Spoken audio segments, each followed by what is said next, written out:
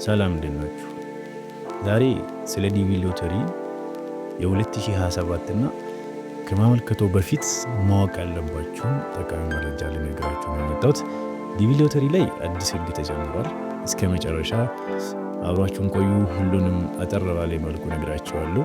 ሰብስክራይብ፣ ሼር ማድረግ እንዳይረሳ እያልኩ በቀጥታ ወደ ቪዲዮ ያልፋለሁ ማለት ነው። የዳይቨርሲቲ ቪዛ ሎተሪ እንደውም ዲቪ ሎተሪ በመባል የምታወቀው በየአመቱ 50,000 ሰዎችን አረንጓዴ ካርድ ኢሚግራንት ቪዛ የሚባለው የማግኘት እድል የሚሰጥ የአሜሪካ መንግስት አመታዊ ፕሮግራም ነው ማለት ነው። ይህ ፕሮግራም ወደ አሜሪካ ዜጎቻቸው አነስተኛ ስደት ላላቸው ሀገር ብቻ ነው፣ ላይክ እንደ ኢትዮጵያ ላሉ ሀገራት ማለት ነው። አብዛኛው አፍሪካ ሀገራት በዚህ ፕሮግራም ኤሊጂብል ናቸው።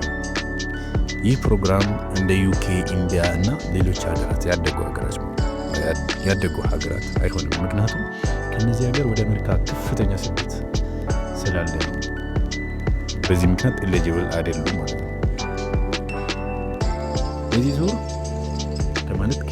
ጀምሮ የአሜሪካ መንግስት ለመጀመሪያ ጊዜ አዲስ የማመልከቻ ክፍያ አስታውቋል። አመልካቾች አፕሊኬሽናቸውን ለማስገባት $1 መክፈል አለባቸው ይላል። ይህ ነገር አዲስ ነው ማለት ነው። ይህ ነገር ደግሞ መጨበርበር ለመቀነስና ትክክለኛ አመልካቾችን ብቻ እንዲያመለክቱ ለማድረግ ነው ተብሏል ማለት ነው። እና ያስታውሱ፣ ለማመልከት ኦፊሻል የሆነ ዌብሳይታቸውን ብቻ መጠቀም አለባቸው። አሁን ክፍያ ስላለው ሐሰተኛ ዌብሳይቶች ሊመጡ ስለሚችሉ ማለት ነው። ጎግል ላይ ዲቪ ፕሮግራም .state.gov ብላችሁ ሰርች አድርጋችሁን አፕላይ የምታደርጉት ማለት ነው። ሌላ ዌብሳይት የለም ከዚህ ውጭ። እና ይህ ነገር ክፍያ ስላለው እኛ ደግሞ ከኢትዮጵያ ስለሆነ አፕላይ የምናደርገው የክፍያ መንገዶችን ከአሁኑኑ ማዘጋጀት አለብን ማለት ነው። ላይክ እንደ ማስተር ካርድ ሊሆን ይችላል። እንግዲህ የክፍያ መንገዶቹ ምን እንደሆነ ኦክቶበር 16 እናውቃለን ማለት ነው። እና የተለመዱ ስህተቶችን መቀነስ አለብን።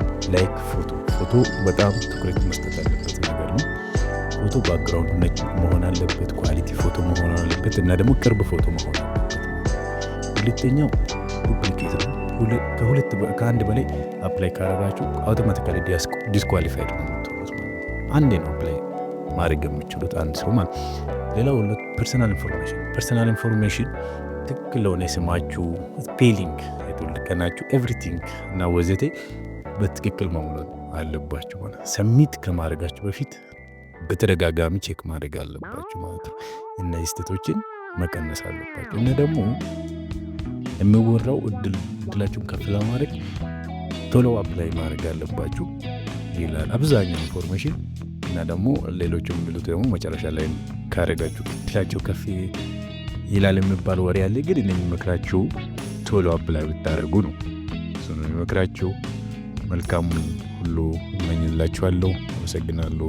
ሼር፣ ላይክ፣ ሰብስክራይብ ማድረግ እንዳይረሳ።